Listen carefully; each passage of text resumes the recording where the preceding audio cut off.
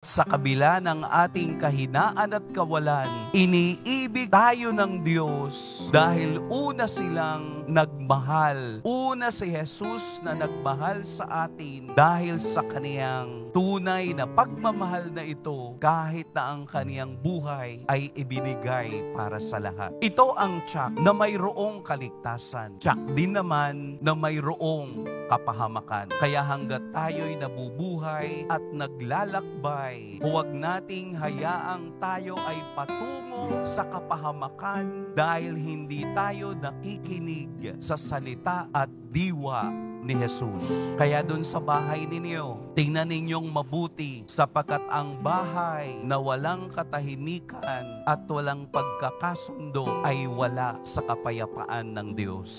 Baka may bumabalot na demonyo, baka may bumabalot na mga bagay na hindi nagtuturo ng tama. Hayaan nating ang salita ni Jesus sa umagang ito ay magdala sa atin sa katotohanan na wala tayong ibang paraan na makapunta sa langit kung hindi sa pangalan ni Jesus ang ating Poong Nazareno.